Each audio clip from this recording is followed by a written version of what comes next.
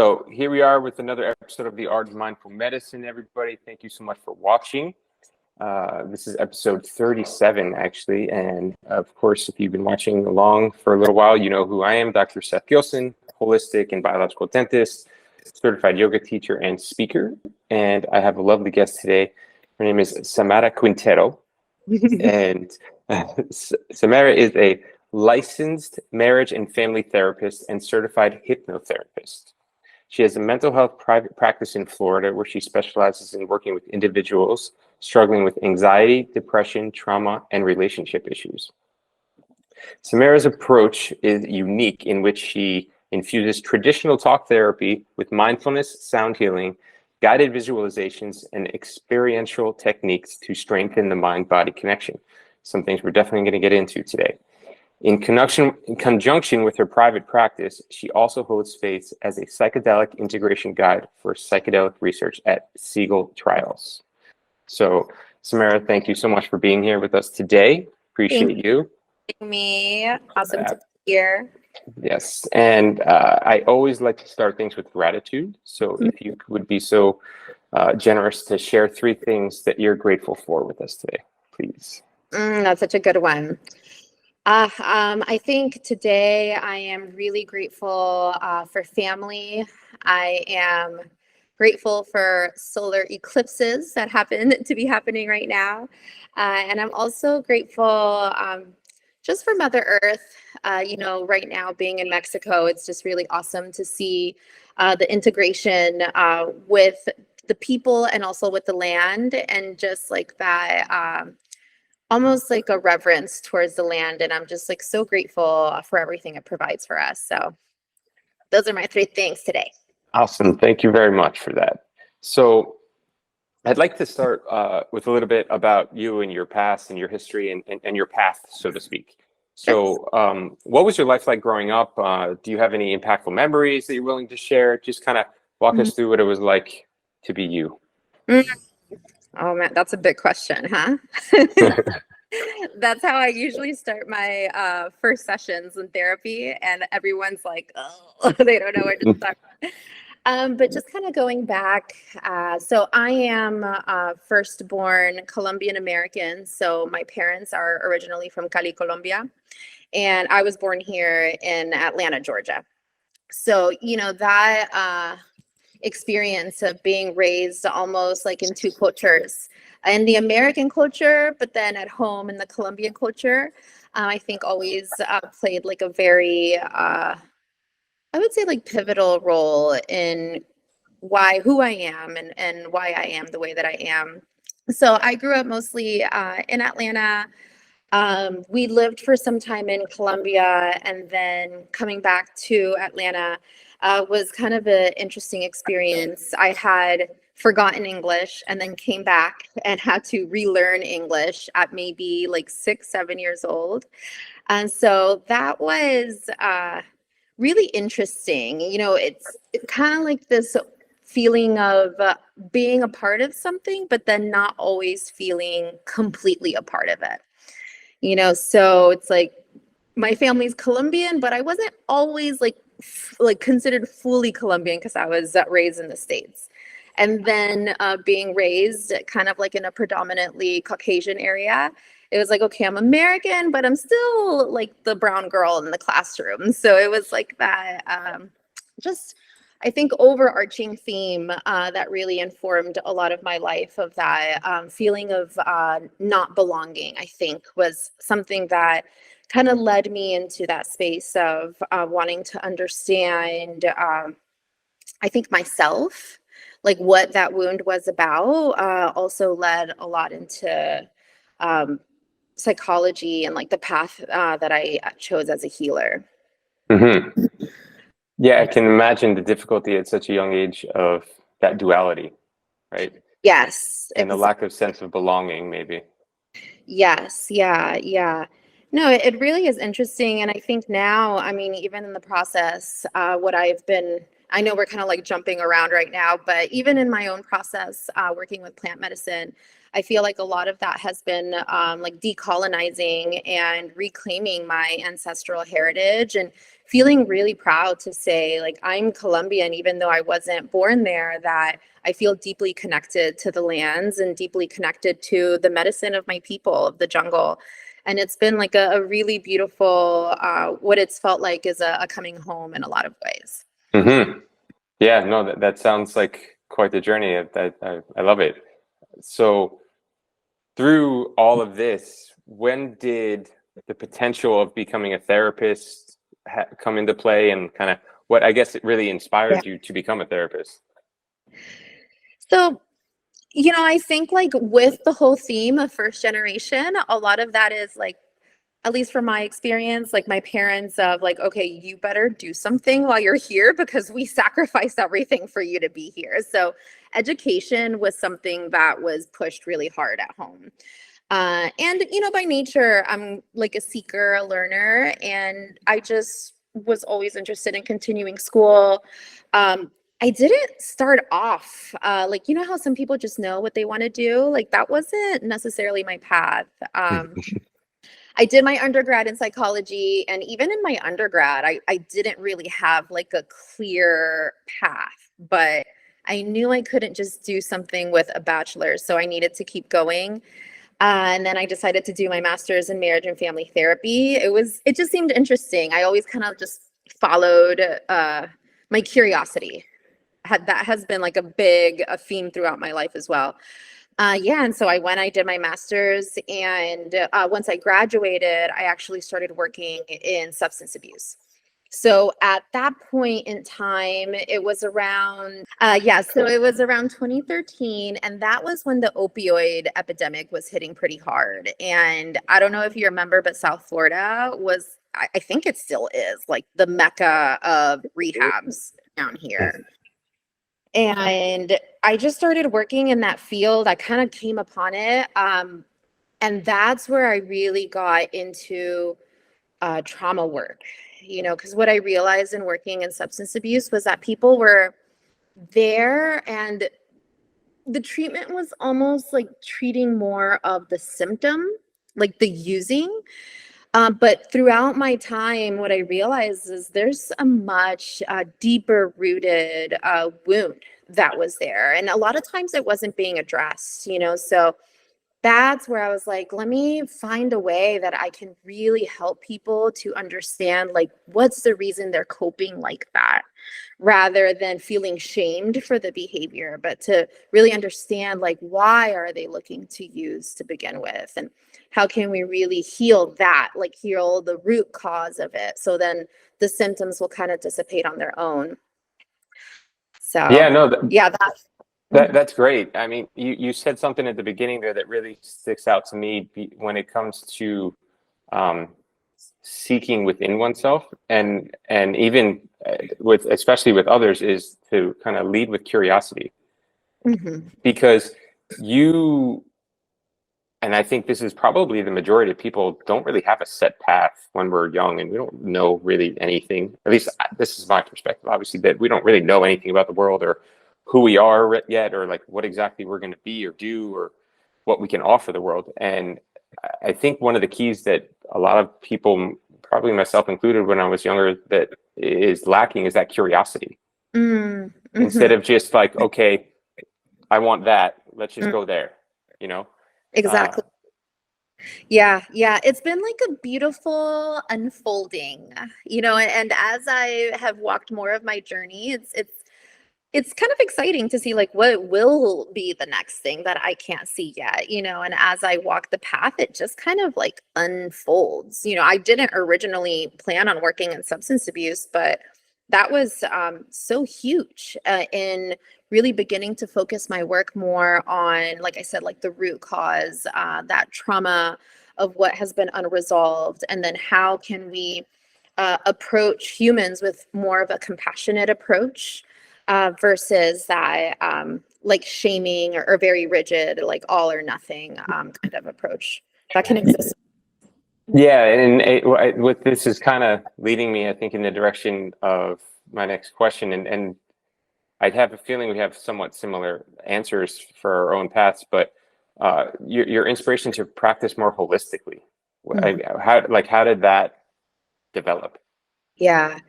I think by nature, just on my own, like separate from my work, I've always been a spiritual seeker. And I think my curiosity to want to understand God and to really be able to find my own relationship with my higher power has been, I mean, just so essential in being able to find like my own self love, like to heal from that wound that I was talking about earlier of not belonging. Like my experience through my spiritual work is what really has healed that. So, on that theme of authenticity, I'm like, how can I be a healer and talk about just this like very evidence based CBT, DBT, and sell this when in reality, that's not what helped heal me? So for me, the holistic approach is like, yes, I want to incorporate the evidence-based work, but how can I also incorporate that spiritual aspect that, I mean, it's like if I'm going to sell it, I got to buy it too. Like I got to really believe in what I'm talking about. And for me, it's just so integral in the healing work, and so yeah, that's for me the holistic approach of like, yes, evidence-based, but also spirit, also heart, and being able to almost like complement the two is more of what I believe a well-rounded approach. Yeah, and as I suspected, our paths in that respect are pretty similar. And to me, it's really like a becoming of oneself. And through that, as you kind of said, unfolding, I found personally for me that it's not like, okay, I want to accomplish that, or I want to reach that, or I want to be that. It's just having deeper understanding of who I am and who I'm becoming, and just moving in a direction rather than focusing on a goal. Exactly. Yeah. And that as I follow that, everything kind of naturally begins to unfold. Like as I've worked on myself and healed myself, then I show up as a better healer because I'm comfortable in those dark spaces because I've been in my own shadows. So yeah, it's really, even though like it might seem separate, it really is all interconnected. For sure, totally. I definitely understand. So, and you speaking about your dark spaces and things like that, you also alluded to plant medicine before. So, can you kind of elaborate on how plant medicines have supported you on your path becoming a healer? Definitely. And I'm just talking about gratitude. I'm so grateful that plant medicine is, I feel it's just kind of coming more into the ethers. Like people are talking about it now more. And I think it's I would even venture to say kind of getting into the space of being more normalized, and not even just like, psychedelic plant medicines, but also just normal plants, teas, different homeopathic plants that can be so helpful. But yeah, like I was talking about, I've always looked for God, tried to have an understanding of what God means to me. And I was raised Catholic, so that was definitely a part of my upbringing. And it just didn't resonate with me, like the idea that, and to each their own, but like the idea that I had to confess to a priest in order to have access to God, like almost like this bodyguard of God, it just didn't resonate with me. And I always wanted to like have the experiential, just that experience of like, is God real? And that's what led me to my first mushroom experience. So I kind of went in with that question of like, God, if you're real, like show me. Basically, like that was my intention. And I got answers for sure. Yeah, I think he definitely showed me. And then yeah, like how I was saying with the unfolding, like it's just been so supportive, from mushrooms to, well, first with that set, that was more of like just with friends out in nature, to eventually sitting more in like a ceremonial space, which was beautiful. And then lately, as of I would say maybe 2 years ago, I've been working with ayahuasca. And I mean, the healing that I've received from sitting in ceremony has just been, it's hard to put into words the experience of it. Because yeah, I think it goes beyond the understanding of the mind and really the healing of the heart and learning how to walk from the path of the heart, which is so aligned with my own healing work.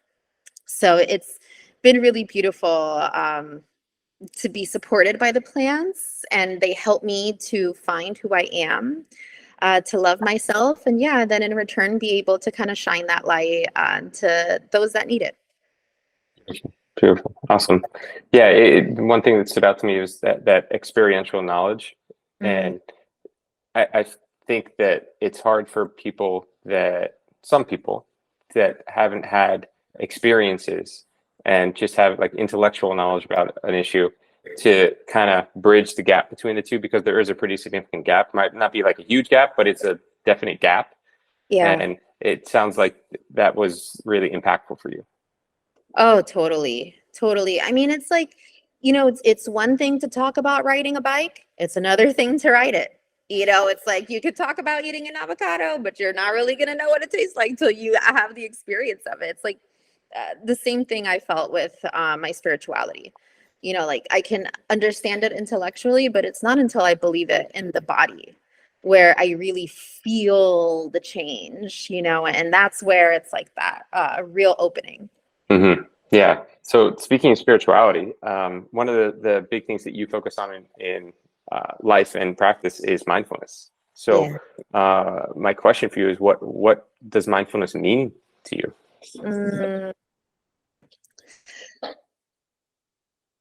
That's such a good question. I think what's really coming to me is mindfulness is being in the present moment and having a regulated nervous system.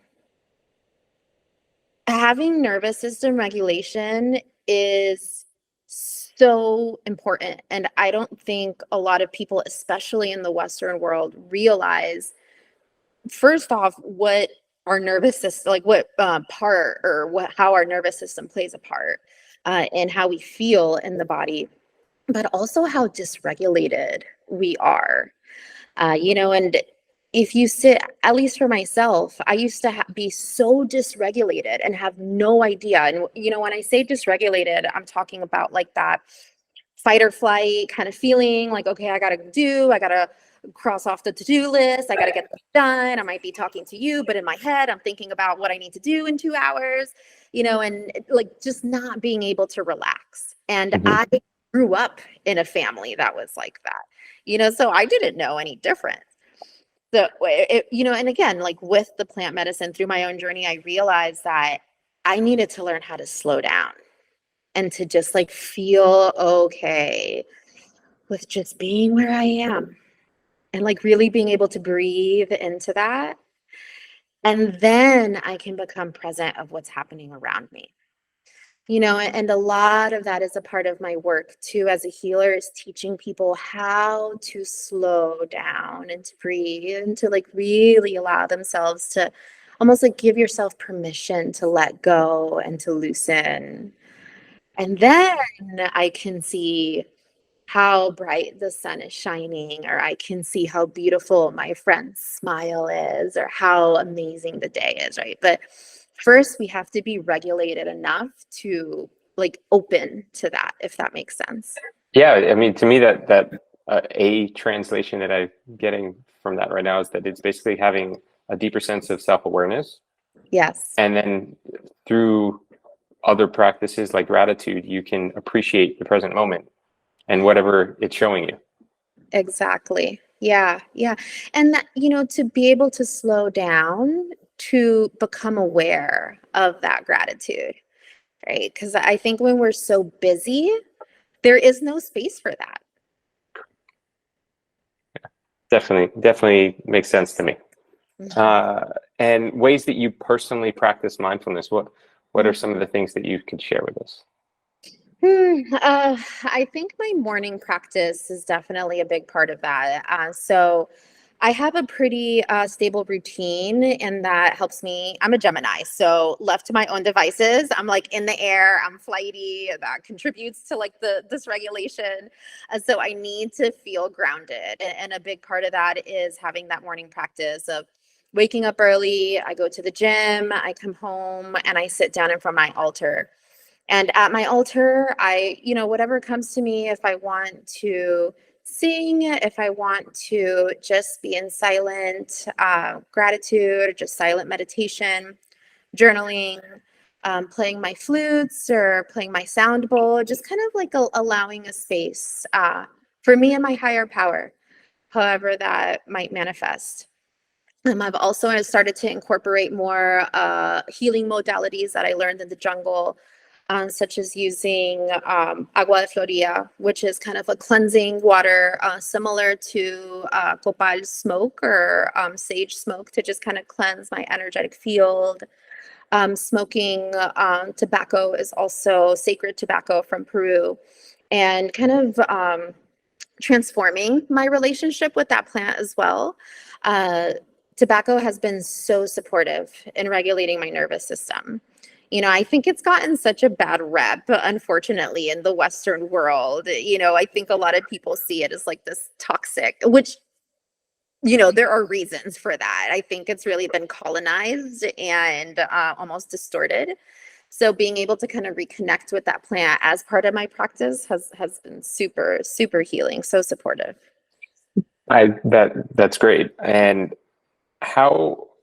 so some of the things you were saying, like when it comes to like sage and this water that used to cleanse your energy. So can you maybe just explain or share what that's like? What kind of experience is it to utilize these different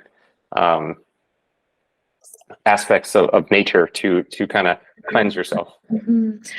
This is really closely tied in with my journey that I just did in April. So, like I was telling you before, I had started my plant medicine journey, and I was called to participate in a dieta, which is a 2-week trip to the jungle. So I went with my maestra, Daniela Riojas. She's a close friend of mine, amazing, amazing teacher.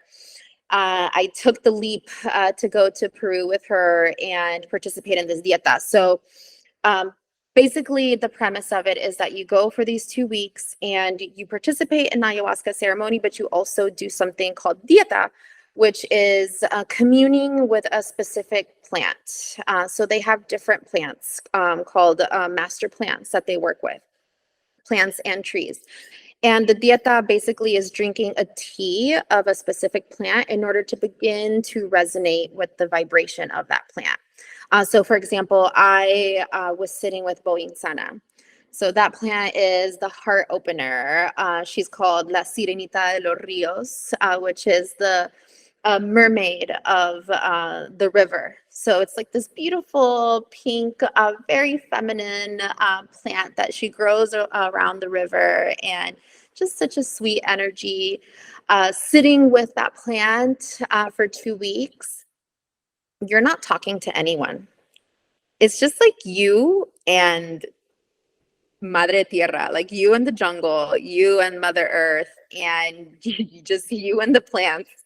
And that's where, talking about slowing down, Seth, like from my experience, when I'm sitting in the jungle, it's so humid, there's nothing to do. It is so hot and you can't talk to anybody.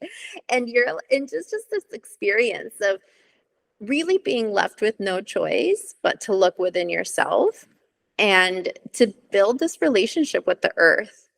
And that was just so central in beginning to really use these herbs. And agua de floria, it's made from different flowers of the jungle mixed in with alcohol in order to kind of preserve the essence of the flower.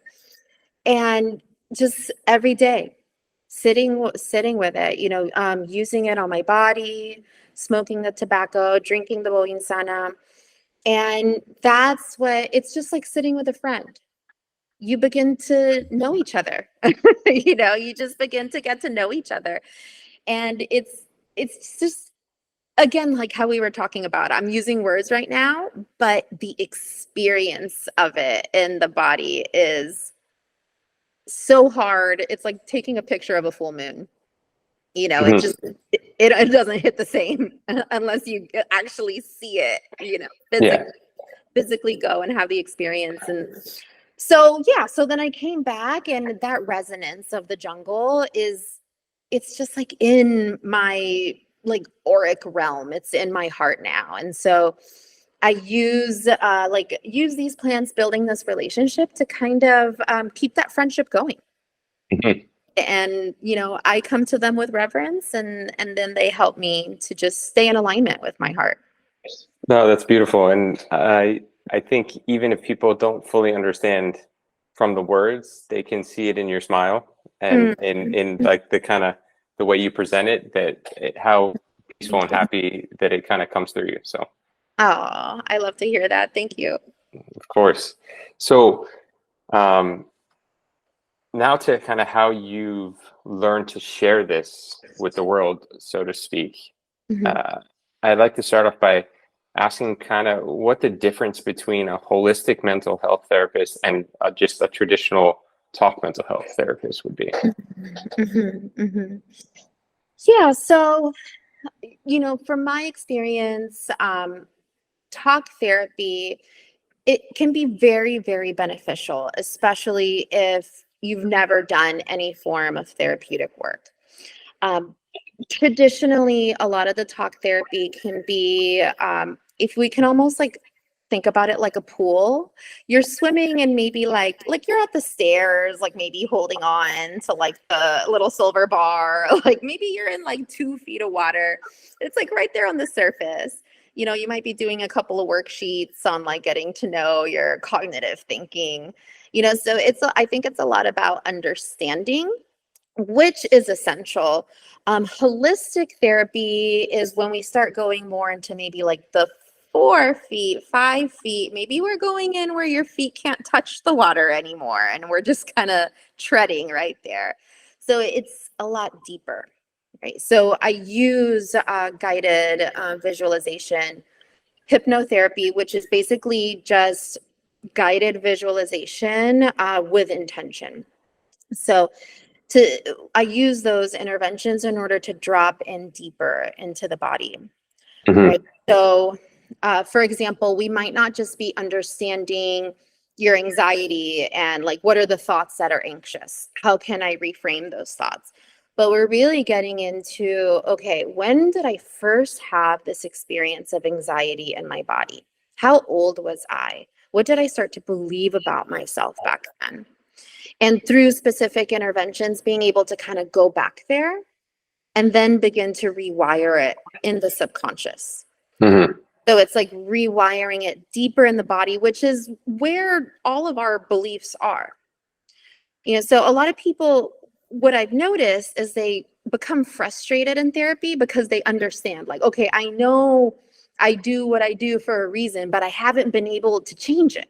So then people by nature go into the like, what's wrong with me that I don't get it? Right? When it's like, no, there's not anything necessarily wrong with you. It's just that this belief, like this story might be so deep and like so deeply rooted that we're not going to heal it sitting at like, on the stairs of the pool. Like we got to go a little bit deeper to really tap into the source. Hmm.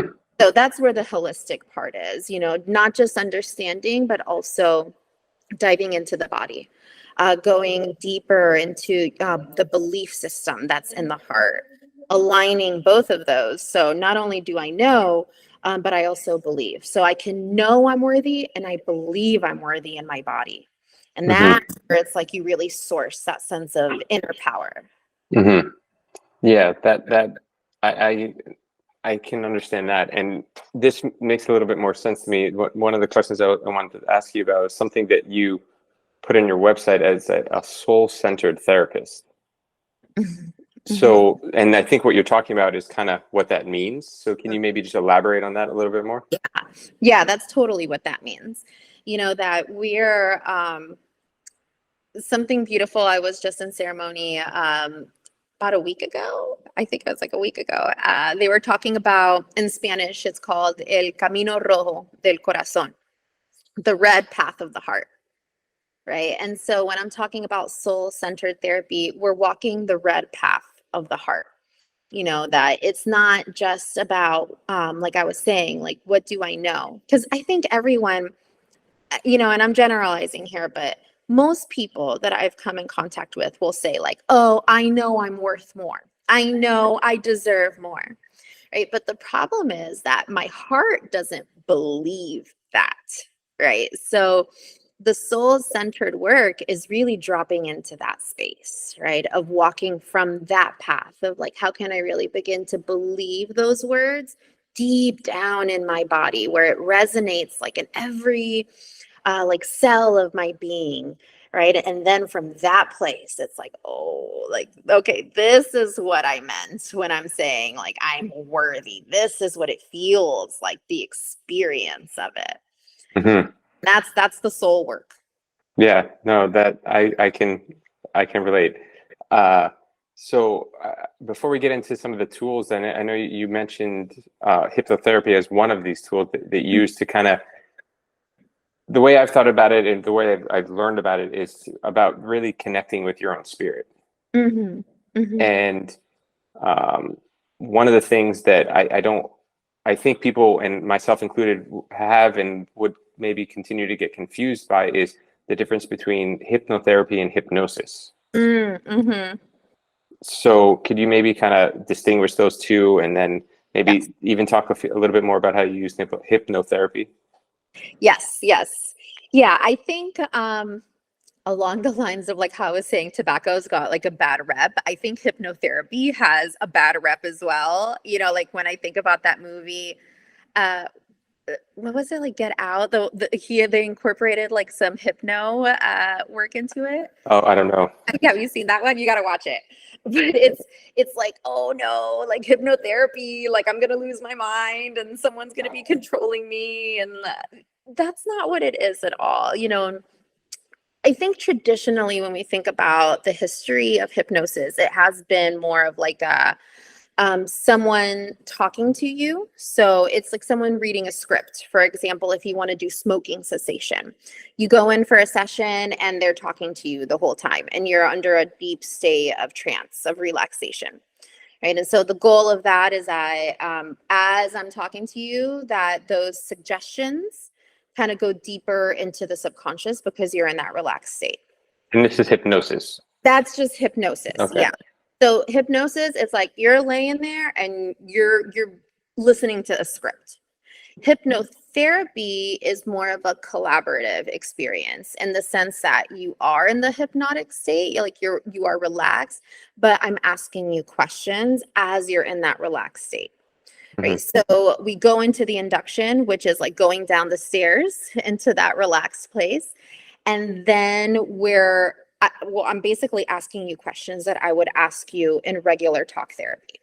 So like how we were saying with the example of anxiety, go back to one of the first times that you felt that feeling in your body. And because you're in such a relaxed state, you're able to access those places a lot easier. It's like the defense systems are down. Right. So it's like talk therapy, but in the those deeper waters. So it's way, way more effective because we just like cut right to where you need to go. It's really incredible. No, that's great. It sounds wonderful. It's not an experience I've ever had, but it sounds like something I would love to have. And I think everybody should maybe experience, because we don't know what we don't know, Exactly. Mm-hmm. Mm-hmm. Yeah. I've had a lot of people go in and then they're like, I have not thought about that in years. Like we're just random memories that will pop up. And what happens is there's something called an emotional bridge. So for example, if we go back, and I'm Seth, like when was the last time you felt anxious? Oh, last Tuesday when I was late for work, and then spontaneously you might have another memory pop up. And it's like, oh, I hadn't thought about that. And then another memory might pop up. And what happens is as you touch into the emotion, it begins to bridge you. It's like your body's like, hey, remember this one? but then remember this one. Oh, but this actually goes all the way back. You were 3 years old here. That makes more sense because I guess when you're in that relaxed state, hypnotherapy type state, and you're being asked these questions, you're more likely, your mind or brain is less likely to get in the way of Yes. making those connections. Exactly. Yeah, because the logical mind is the one that'll start to say like, "Oh no, this doesn't make sense. Oh, I shouldn't go here." Like like the ego mind. Versus when we're in that more relaxed place, it just will spontaneously come up.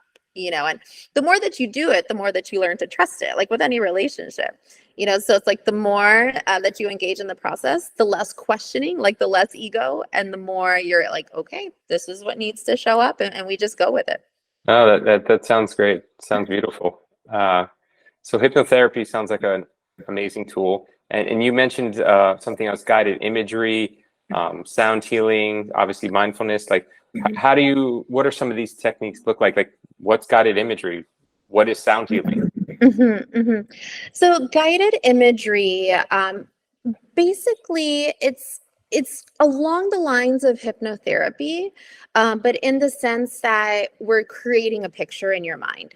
So I'm dropping you into a deep state of relaxation.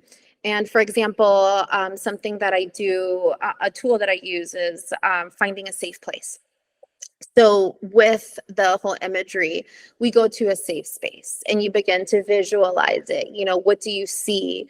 Oh, I see the sun. I'm in the ocean. What does that smell like? Oh, the salt. I can feel the breeze in my hair, the sand beneath my feet, and really allowing the senses to come in and expand and use that visualization to create a sense of peace and safety in the body. So that's another big part of my work is before we go into the pool, we want like little floaties, so that you don't drown, right? Or like we want like a bar that you can grab onto if it gets too deep for you.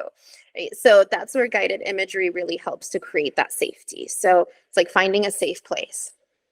If people have sacred power animals, we use guided imagery to bring in like the strength of whatever animal calls to you. People have brought in like their animals that have passed on. That's really powerful. We use people's loved ones that have passed on and doing a lot of imagery and just sitting with that before we even get into the deeper work. So it's like if we get lost when you're in the trauma work, it's like, okay, let's call in your father that you grounded in as like a sense of strength. So because they've already done the imagery around it, we can call that in as a resource. And it's like, okay, with my dad next to me, now I can go in and face that fear. Mm-hmm. So it's kind of like a beautiful complement to the hypno. And then with the sound healing, that again, it's kind of like a added complement to that, like adding the vibration of the flute, adding the vibration of the sound bowl, to really elevate that higher frequency of healing.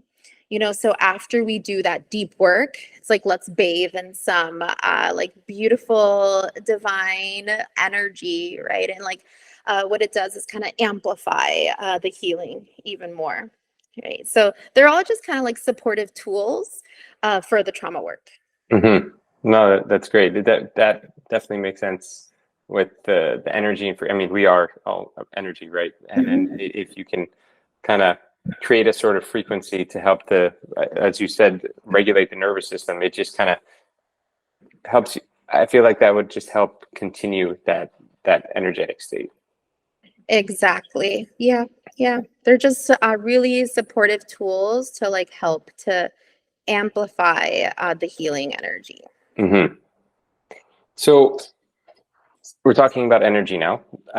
In your experience, how would you say that chronic psychological or emotional stress affects our health based off of the things you've seen? That's such a good one. I think especially since I think, unfortunately, most of the Western world does live in that chronic state of stress. Um, from my experience, what I notice is that when we stuff and repress emotion, it stays stuck in our body.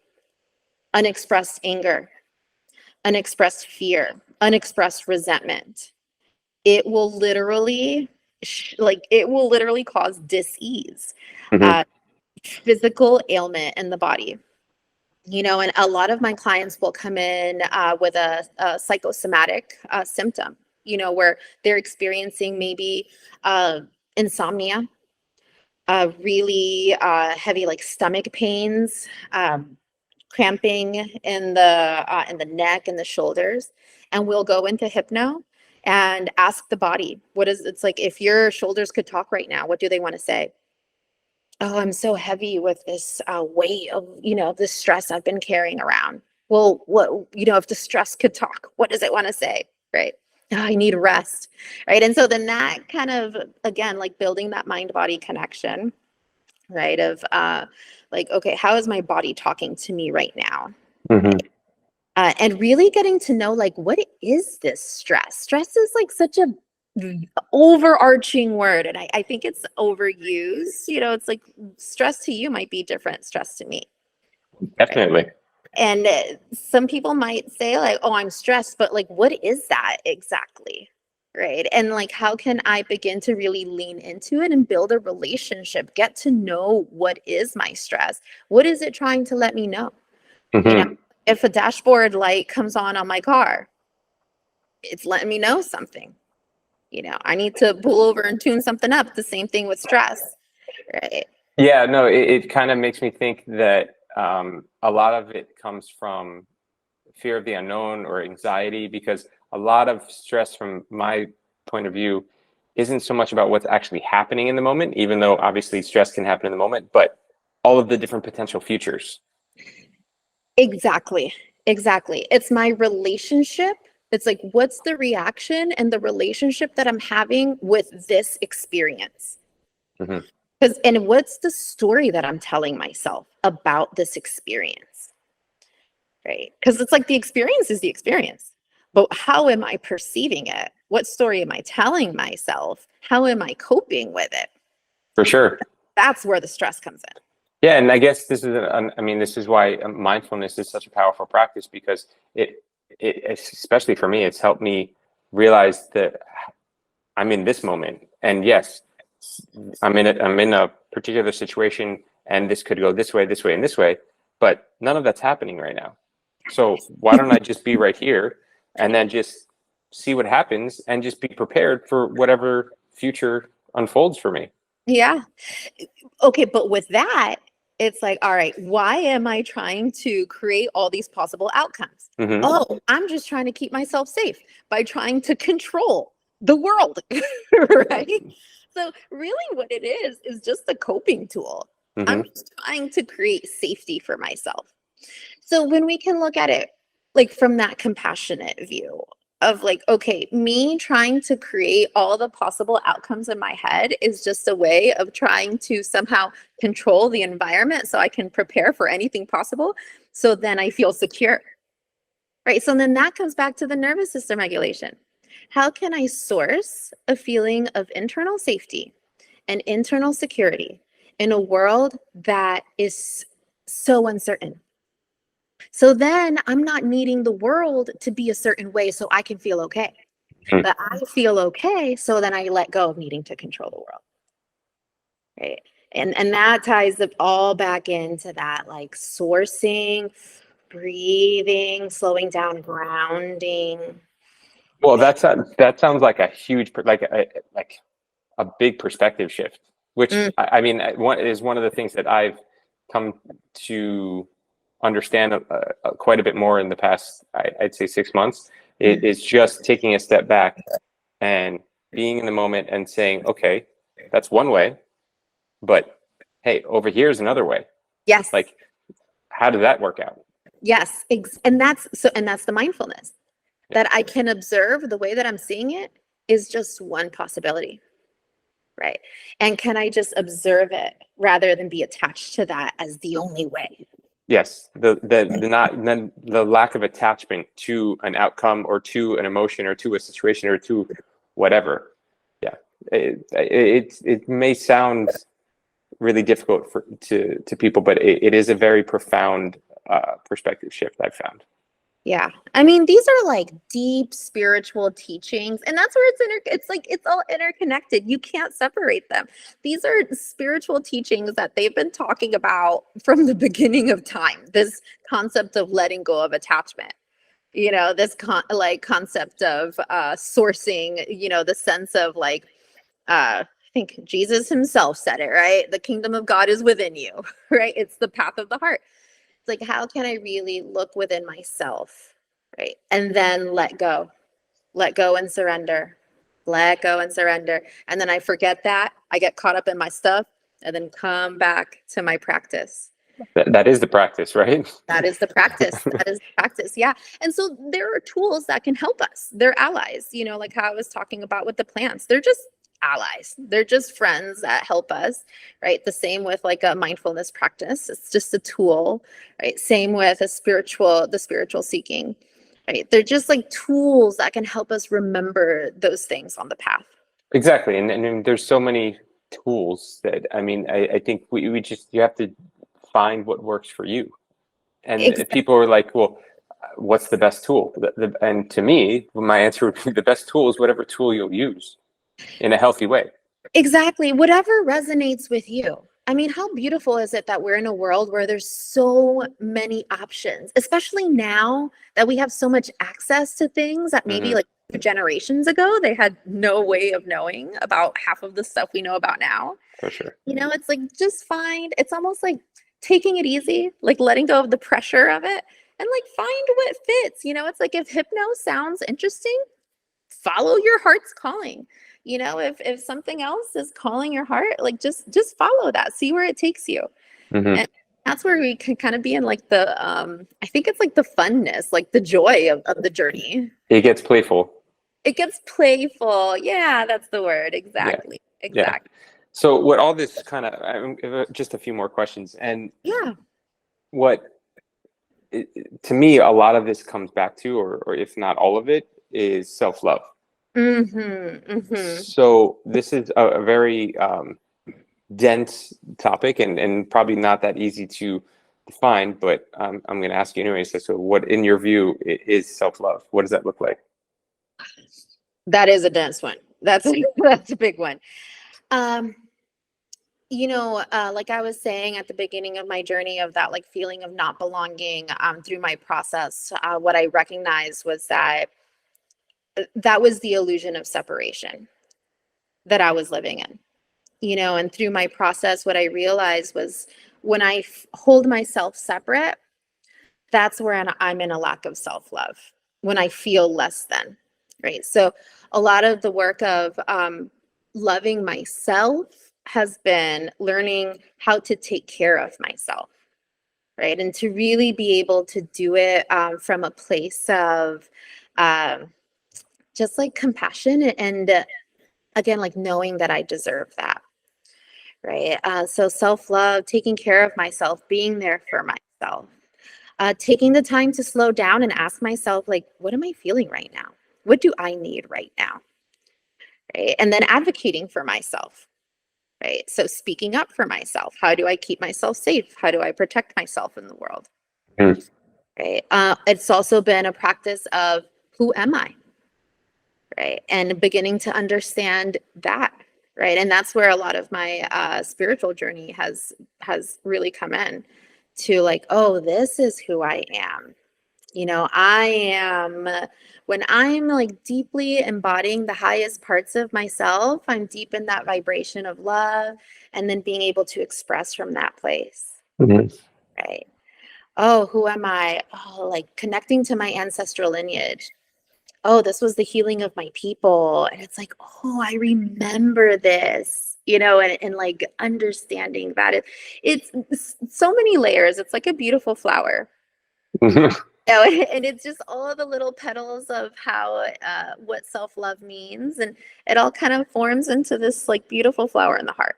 I don't know if it's clear. It's kind of like so much. Well, I mean, what I gather from what you're saying, and I guess from my own feelings and expressions of it, is that it's self-love is like a deeper sense of alignment with one's highest self. Yes, exactly. And that our, I guess, feelings, thoughts, and actions are in alignment with our higher self um, to cultivate more of that. Yes. Yeah. And understanding that like we're also here on earth, and we have our stuff and it's always going to be with us till the day that we pass. Like that's a part of it too. And so then how can I really be a nurturing mother to the part of me that forgets? It's like when I fall out of alignment, how can I really bring myself back with love?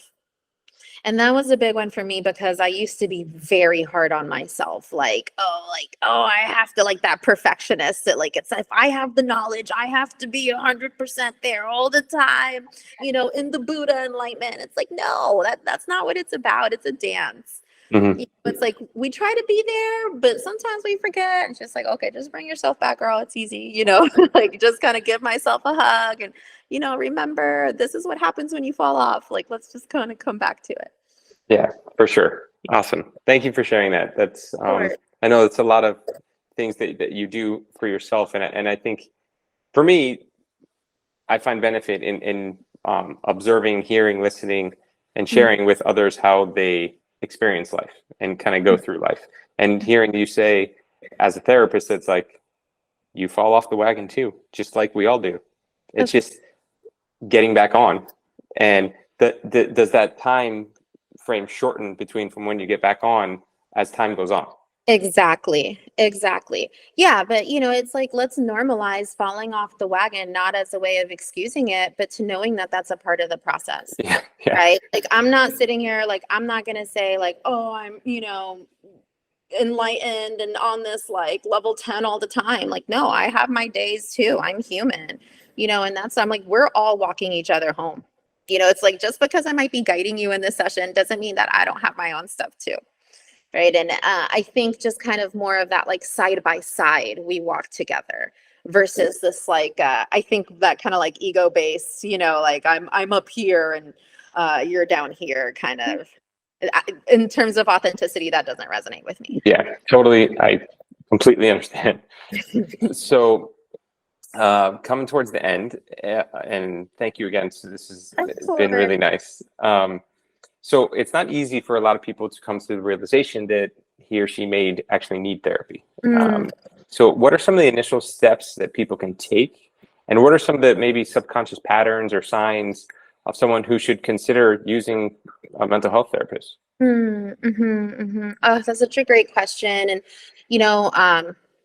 I'm just so grateful, I think, too, in the last couple of years that therapy has become way more normalized. I think the pandemic, one of the gifts that came from such a difficult time was that normalization of therapy, that it's not about like needing to be in this like psychotic space, or like, in a deep state of depression to come to therapy. But it really, it's for anyone who's just looking for a deeper understanding of themselves. And if you notice yourself caught in a loop where you feel stuck, and it might not even have to, again, be like a huge severe thing. If you notice yourself in a loop of thinking, if you're noticing yourself in a loop of suffering, come to therapy, take a look at it. Life doesn't have to be walked that way.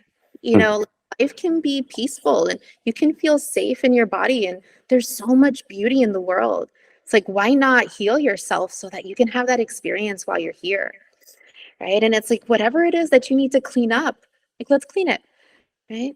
And it could really be anything, any fears, anything that you feel stuck on, anything, like I was saying before, that you might know you need to change, but haven't been able to really like create a sustainable change. It's like, let's look at it together so that you can like feel that peace in your body.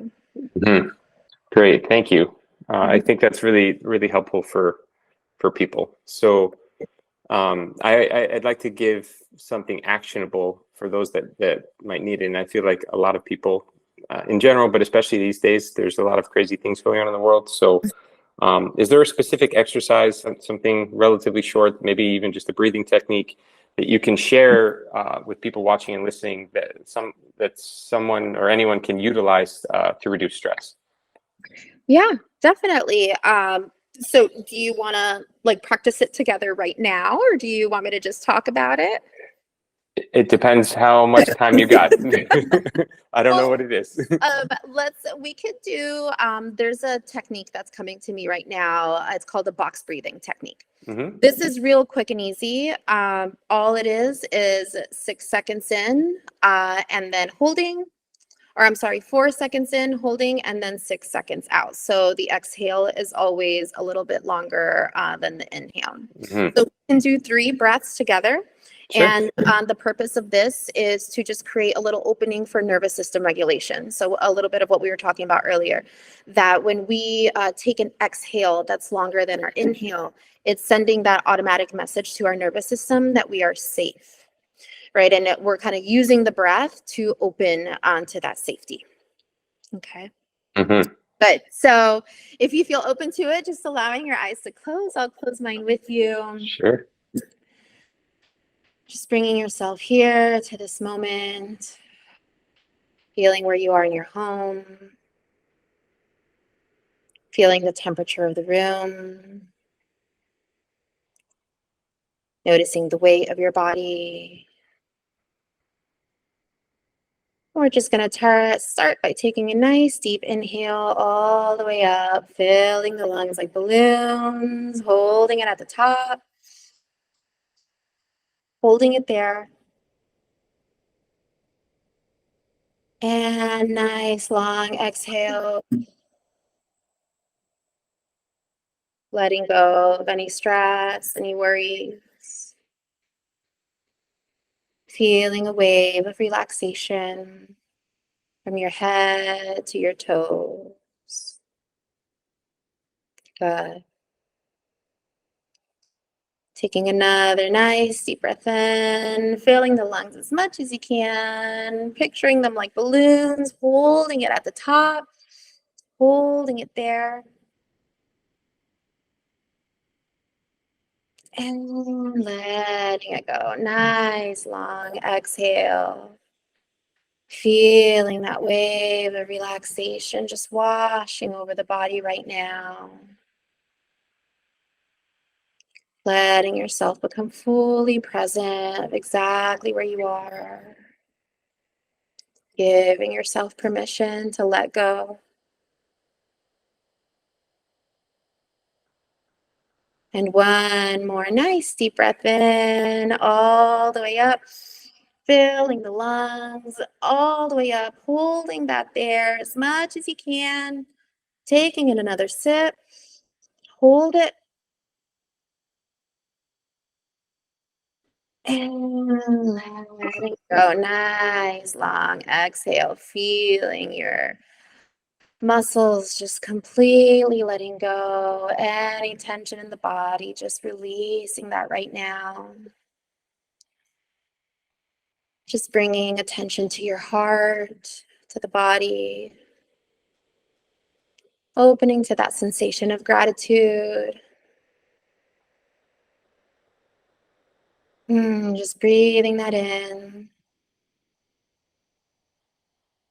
And whenever you're ready, just opening your eyes and bringing yourself back into the room.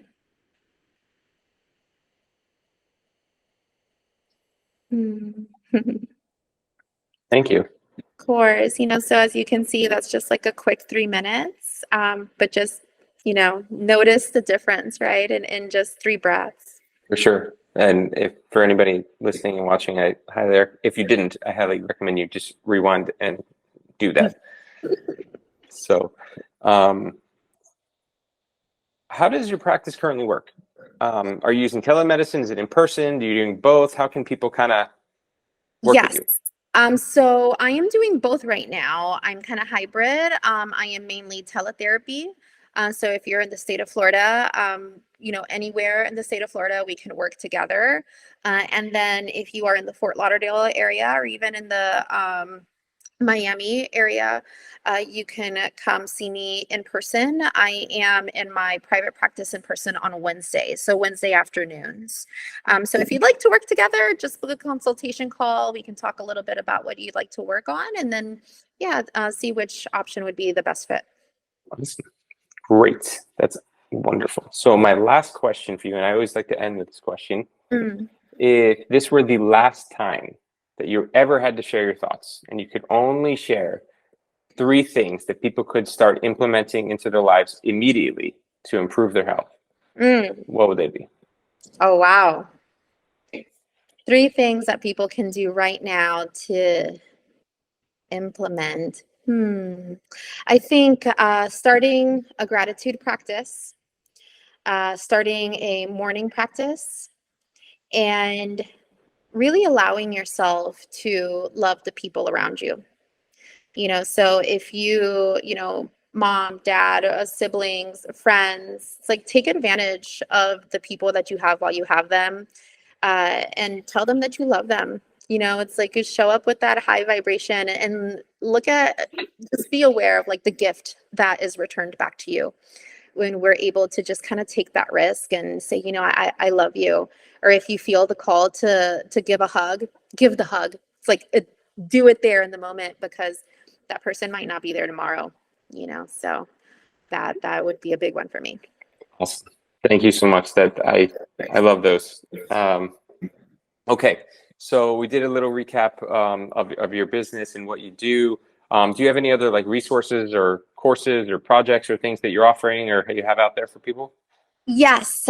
So yeah, they can check me out on Instagram. I'm sure you're going to include all the links to that. My website. I'm also going to be doing a sound healing ceremony offering October 29th. With Chloe Ravel. She's at the Gemini Rising. So me and her have been joining forces, and we will be having that offering at the end of the month. So very excited to incorporate some of that sound. So it'll be her bowls, and then I'm bringing in the jungle with my flutes, and I'll be singing a song as well. Awesome. Beautiful. Yeah, no, Chloe's great. That's great to hear you guys working together. Yeah. So as Samara was just saying, on Instagram, it's at the holistic hypnotherapist. So it's the.holistic.hypnotherapist. And then your website is conscioustransformationsllc.com, correct? Yeah, that's it. Okay, great.